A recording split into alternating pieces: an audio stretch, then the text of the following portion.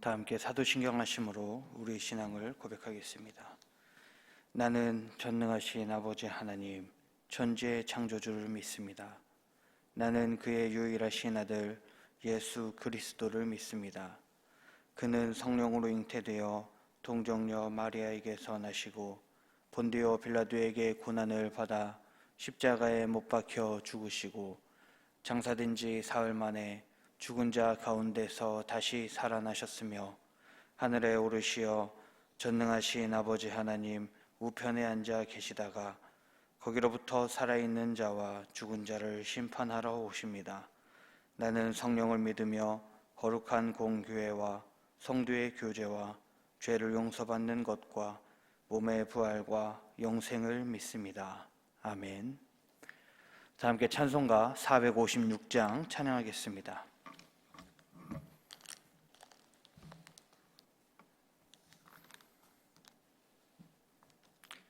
찬송가 456장입니다.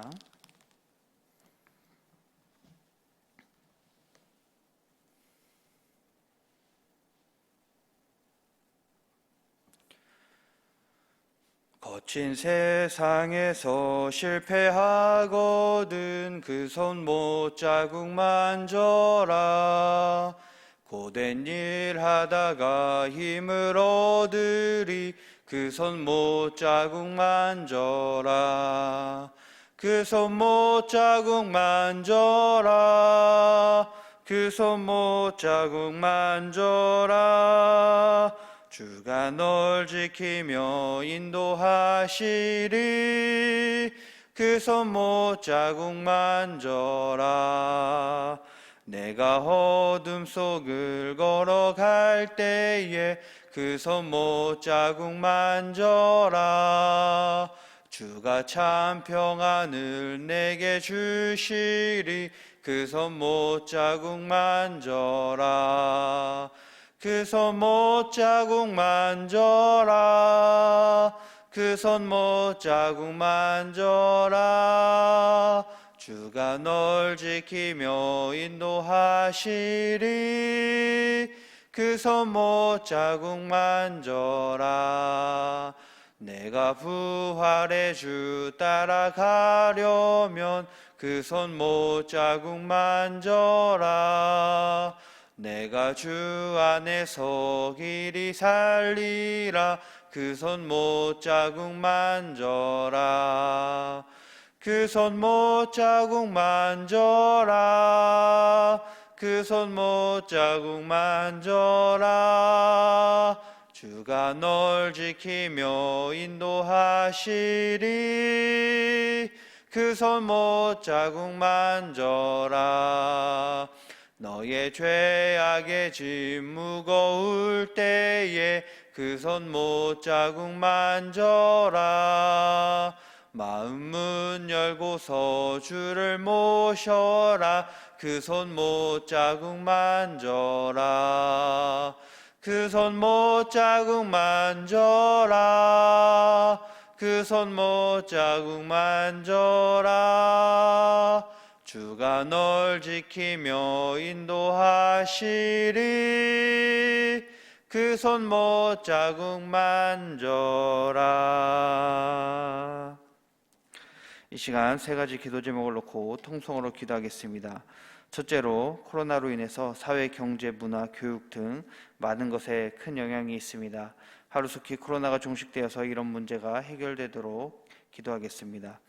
둘째로 우리 가족 공동체의 회복을 위해서 기도하겠습니다. 교회에 남성교회와 여전도회를 비롯한 여러 가지 기관이 있습니다.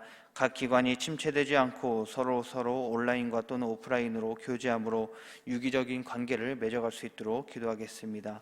세 번째로 환우를 위해서 기도하겠습니다. 특별히 암과 투병 중인 한현숙 권사님과 직장 파열로 수술 후 요양병원에 가 계신 정현순 권사님의 회복과 치유를 위해서 기도하겠습니다. 이 시간 이 세 가지 기도 제목을 놓고 통성으로 기도하겠습니다.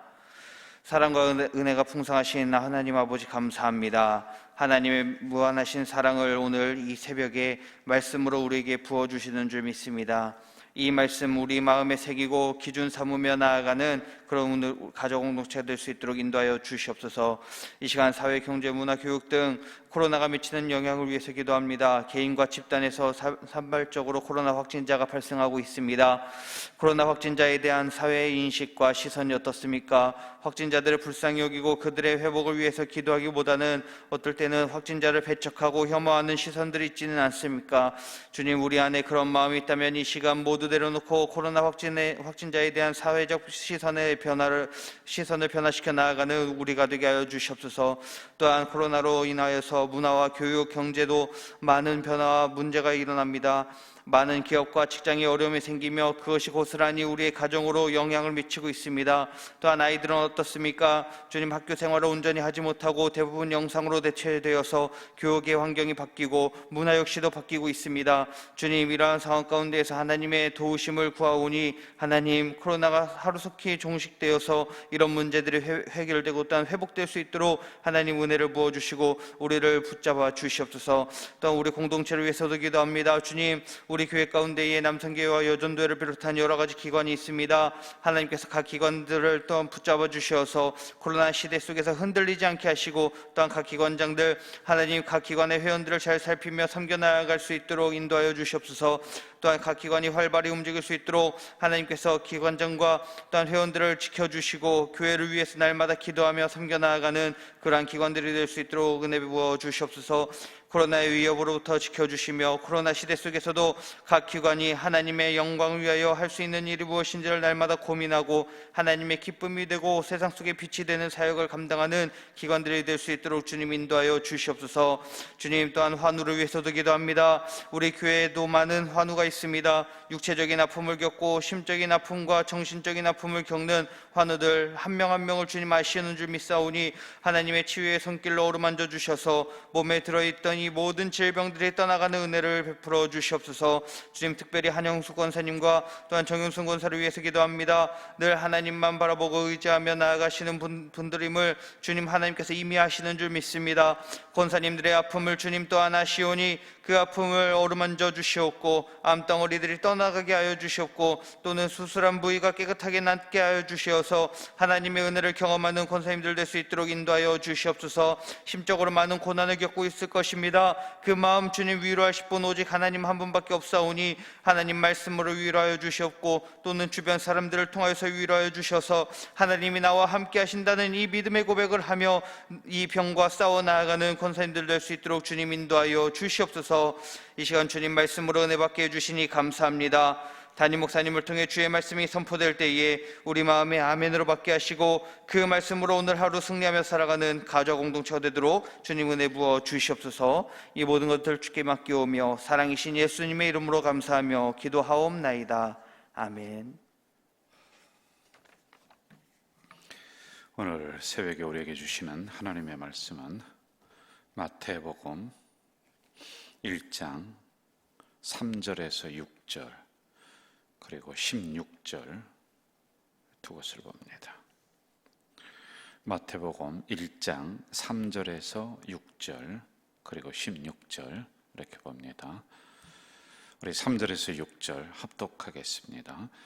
유다는 다말에게서 베레스와 세라를 낳고 베레스는 헤스론을 낳고 헤스론은 람을 낳고 람은 아미나답을 낳고 아미나답은 나손을 낳고 나손은 살몬을 낳고 살몬은 라합에게서 보아스를 낳고 보아스는 롯에게서 오벳을 낳고 오벳은 이새를 낳고 이새는 다윗 왕을 낳으니라. 다윗은 우리아의 아내에게 솔로몬을 낳고 16절로 갑니다. 야곱은 마리아의 남편 요셉을 낳았으니 마리아에게서 그리스도라 칭하는 예수가 나시니라. 아멘. 우리가 어제는 예수님의 이제 족보에 대해서 우리가 살폈습니다. 그 의미가 어떠냐라고 하는 이런 부분들이죠. 이 족보에 대해서 우리가 좀 더 구체적으로 살피면서 그리고 그 다음으로 나가야지 될 것 같아요. 저도 이렇게 족보에 대해서 구체적으로 봤었던 예는 흔치는 않습니다. 제가 성경을 그냥 읽기만 하고 또 이런 의미를 깊이 연구했던 적은 많지는 않아요. 그런데 이게 우리가 분명하게 와닿아야지 마태복음 전체가 마가복음, 누가복음, 요한복음이 전체적으로 우리들에게 다가올 수 있다, 이런 생각을 하게 되었습니다. 오늘의 주제는 특별히 이제 여성들에 대해서 한번 좀 보도록 하겠습니다. 원래 예수님의 족보가 남성들로 위주로 해서 전달되어지다가 중간중간에 여성들이 나오고 있는데, 이 여성들은 왜 여기에 들어간 것일까? 또 어떤 의미일까?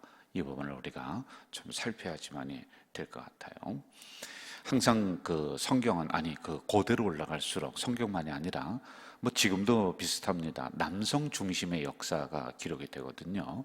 그리고 오죽하면은 기업에서도 그렇고 여성들을 몇 프로를 채용하라.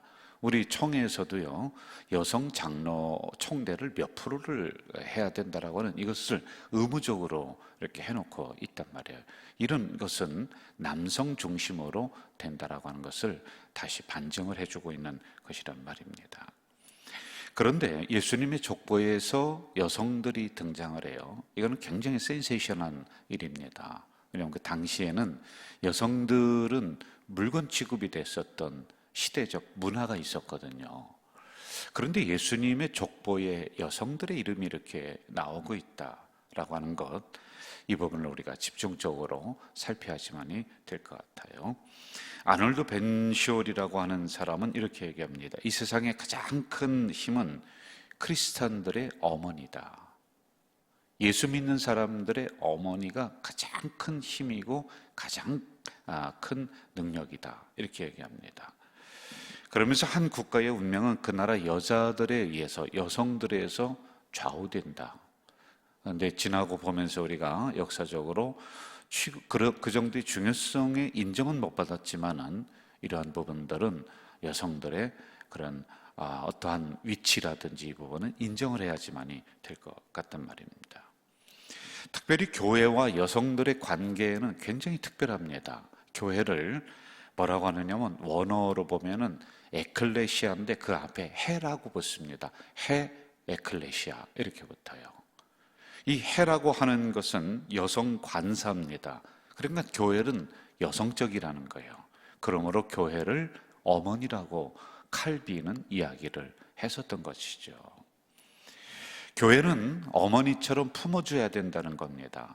교회는 어머니처럼 성도를 이해해줘야 되는 것이고, 교회는 어머니처럼 따뜻하게 성도들을 어루만져 줘야지만이 되는 곳이 바로 교회다라고 하는 거예요.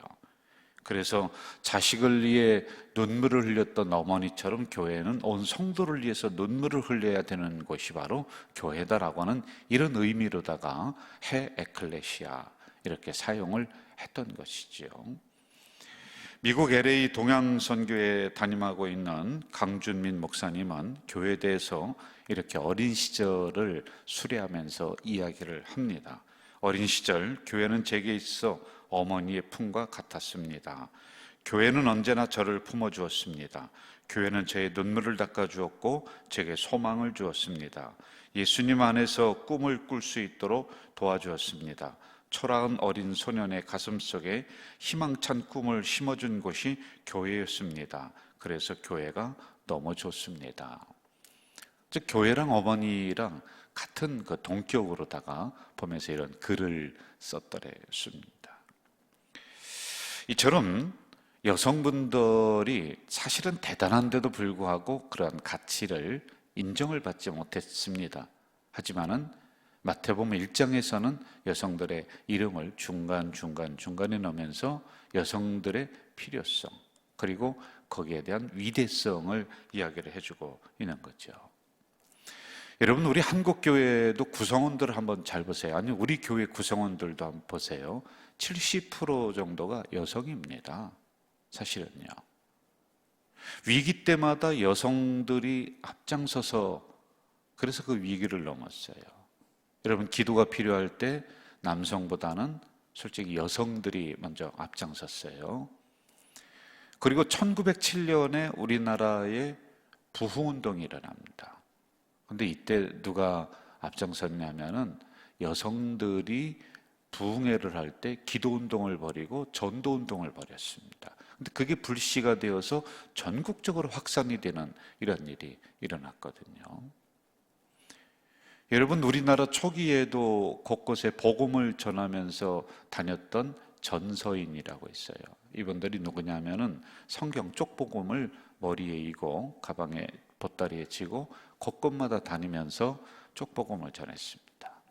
근데 그런 분들이 그냥 하는 것이 아니라 보따리 장사를 하면서 이 복음을 산속으로, 오지의 마을로, 그렇게 해서 복음이 이 한국 땅에도 곳곳에 전파되었던 게 바로 여성들이란 말입니다.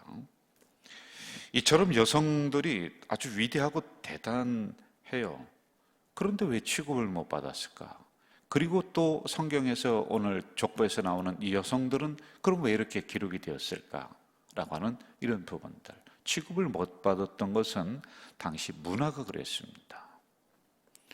그래서 사람 숫자를 헤아리는데도 여성들은 일단 숫자에서 제일을 해놨어요. 그리고 여성들은 하나의 노동의 일꾼 취급이었습니다.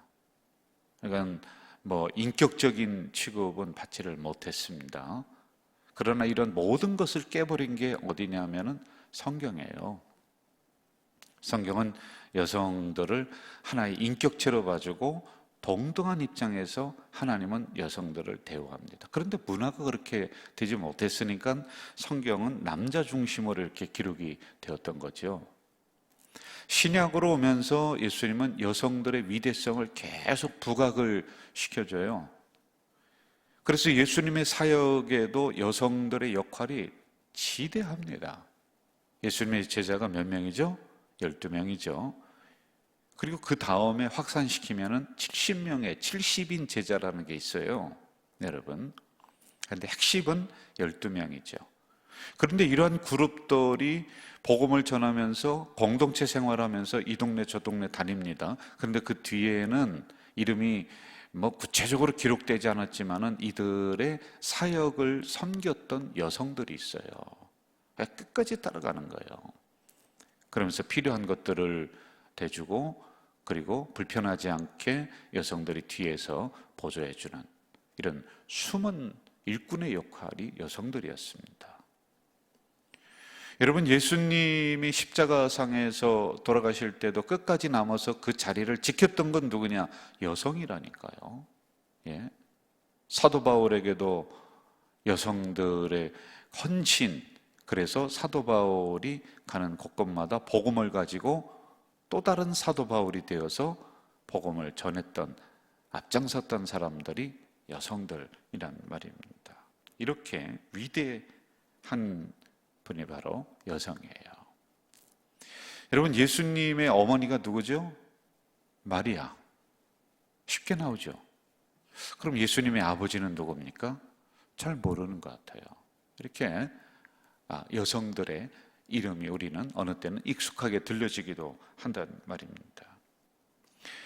성경에 사무엘이 나옵니다. 사무엘은 처음 선지자이고 사울 왕을 세우고 다윗 왕을 세우고 이스라엘 나라를 세워나갔던 근간입니다. 그래서 사무엘은 이스라엘 나라의 아버지와 같은 인물이죠. 그런데 그 뒤에는 누가 있었느냐? 한나가 있었어요. 그 성경에 나오죠. 한나의 기도로 사무엘이 태어납니다. 여러분, 디모데 목사님이 나와요. 그런데 디모데 목사님을 기록을 하면서 어머니, 할머니 이렇게 기록을 해요. 할머니 로이스와 어머니 유니게의 믿음을 따라서 디모데가 태어났다라고 이렇게 이야기를 합니다. 모세가 위대하죠. 그런데 그 뒤에 누구가 있느냐면 요게벳이라고 하는 어머니를 성경은 기록을 해놓고 있단 말이에요. 여러분, 현대 역사에 들어오면서 성자라고 하는 소리를 듣는 사람들이 많지 않아요. 우리 개신교에서도 우리 교계 통틀어서. 그런데 성 어거스틴이라고 하는 사람이 있습니다. 근데 이분은 뒤에서 어머니 모니카가 15년 동안 기도하면서 이 위대한 아들을 만들어내고 있단 말입니다. 자, 이처럼 여성들이 대단하다는 거 제가 말씀을 드렸습니다. 자, 우리 3절 그리고 6절 한번 좀 볼까요? 유다는 다말에게서, 다말도 여성이에요. 베레스와 세를 낳고 베레스는 헤스론을 낳고 헤스론은 람을 낳고, 5절 살몬은 라합에게서 그리고 보아스를 낳고 보아스는 롯, 그리고 6절 이새는 다윗 왕을 낳으니라. 다윗은 우리아의 아내. 이렇게 여기만도 4명의 여성들이 기록이 되어 있습니다. 그리고 16절로 가면은 이제 마리아가 기록이 되거든요. 그런데 제가 앞에 여성들은 참 위대합니다라고 이야기를 했는데 좀 죄송해요. 여기 나오는 여성들은요, 다 흠집이 있는 여성들이에요. 굉장한 단점이 있어요. 그리고 어떤 면에서 보면 수치스러운 부분들이에요. 오늘로 이야기해도 그렇게 꼭 내세울 것 같지 않은 그러한 큰 오점을 가지고 있는 여성들이에요. 다말은 시아버지와 불륜의 관계가 일어났던 여성. 여러분, 라합은 기생이에요. 이런 단점이 있어요. 마리아는 신약으로 넘어가면서 우리가 성경에서 예수 그리스도를 성령으로 잉태했다라고 하는 이런 부분이 있었지만, 당시의 문화로는 결혼하지 않은 여성이 임신을 해버린 거예요. 그러면 어떻게 되냐면 투석형이에요. 투석형. 돌로 사형을 집행하는 이런 거란 말이에요.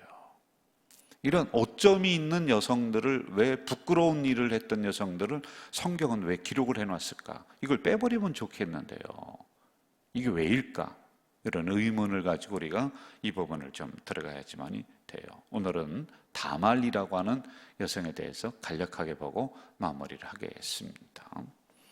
다말은 이름의 뜻이 종려나무라고 하는 뜻을 가지고 있어요.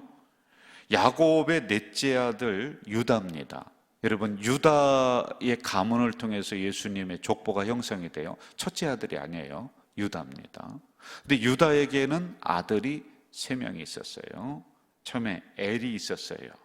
그리고 오난이라고 하는 아들이 있었습니다. 그리고 셀라, 성경에 나오는 세 아들이 있습니다. 그런데 다말이 엘이라고 하는 아들과 결혼을 했는데, 엘이라고 하는 아들이 하나님 앞에서 범죄함으로 하나님이 즉결 심판해서 죽습니다.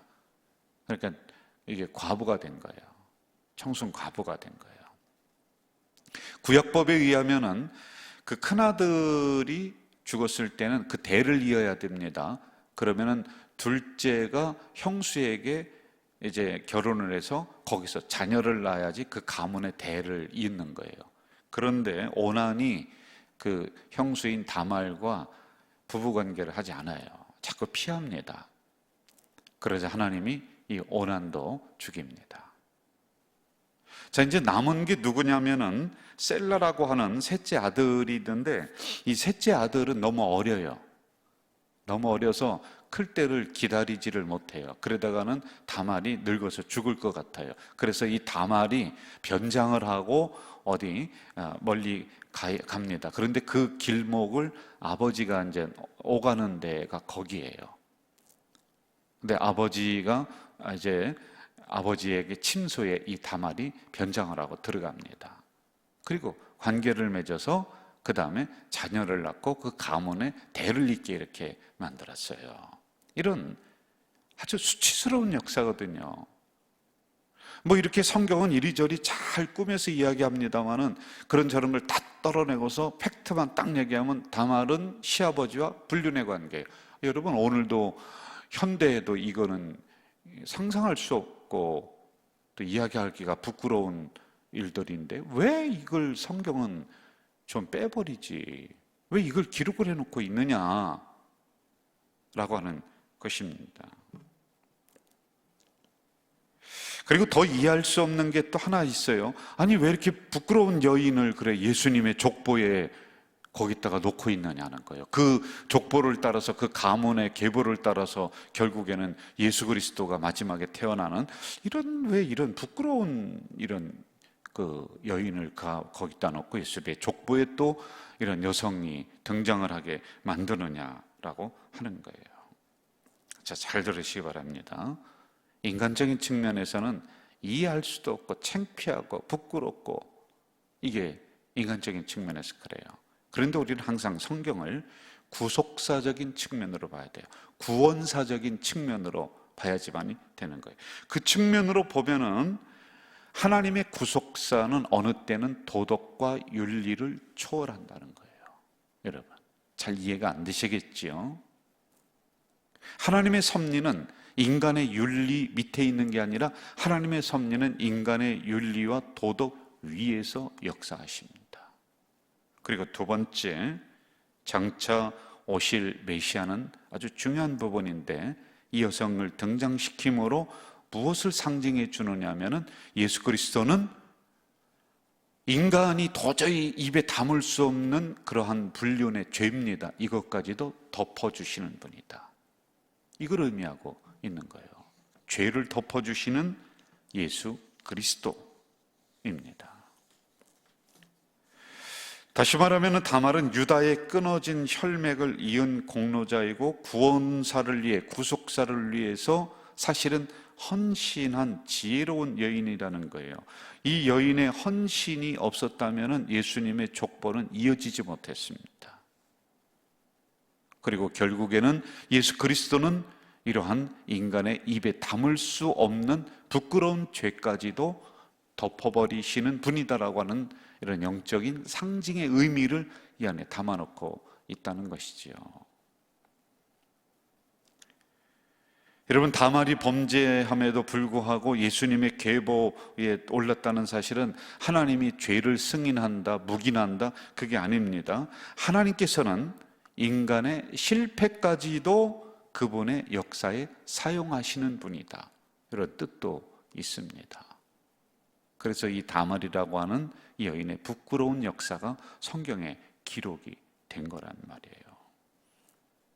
우리는 이 사건을 좀 더 크게 확대를 한번 해볼까요? 성경은 영웅의 이야기가 아니에요.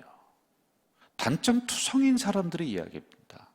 목사님, 모세는 대단한 인물 아니었습니까? 여러분, 모세는 말더듬이었어요. 말을 못해요. 그러니까 대변자를 세우는 거예요. 성격도 소극적입니다. 여러분, 성경은 이렇게 실패한 사람들, 단점을 많이 가진 사람들을 등장을 시켜서 나는 대단하다, 나는 완벽하다라고 하는 그런 사람을 부끄럽게 만드는 게 성경의 역사예요. 그런 단점투성인 사람들을 하나님이 들어서 사용하시는 거예요. 그러므로 오늘 나도 하나님이 사용하신다는 거예요. 죄 많은 사람들을 이 성경에 등장을 시킵니다. 그렇죠? 그럼에도 하나님은 이 사람들을 사용하십니다. 이 의미가 뭔지 아세요? 죄 많은 나도 하나님이 사용하시고, 죄 많은 나도 하나님이 용서하시고, 죄 많은 나도 하나님의 섭리 속에 들어있다는 사실을 우리에게 알려주고 있는 거예요. 하나님이 이처럼 우리를 구속사적인 측면에서 사용하실 때, 우리 교회를 사용하실 때 우리는 그 깊으신 뜻을 알고 그 앞에 순종해야 돼요. 그리고 아멘으로 그 역사 앞에 나서야지만이 되는 게 바로 여러분과 저입니다. 오늘 우리는 다말에 대해서 간략하게 살펴봤습니다. 이 다말을 하나님이 왜 등장시키셨고 왜 사용하셨는가를 생각하시면서 그것을 우리 성도님들에게 적용해 나가는 오늘 하루 되시기를 주 이름으로 축원합니다. 사랑하시는 아버지 하나님, 오늘도 새벽에 저희들을 깨우셔서 영상으로 새벽 제단을 쌓게 하시고, 또 그리하지 못하는 우리 성도들은 한낮에 또는 직장에서 이 말씀을 묵상할 수 있는 은혜 주시니 감사합니다. 항상 하나님의 말씀이 내 마음속에 떠나지 않도록 도와주시옵소서. 오늘은 부끄러운 역사를 가진 다말을 하나님이 사용하셨습니다.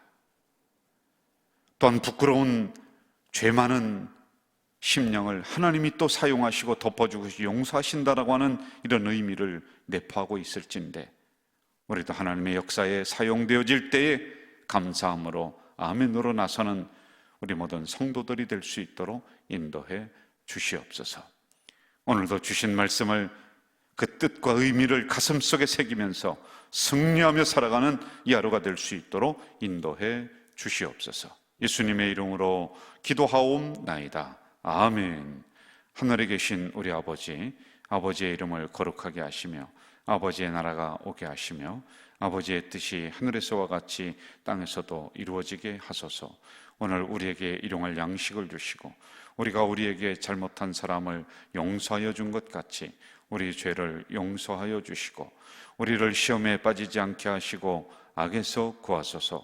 나라와 권능과 영광이 영원히 아버지의 것입니다. 아멘.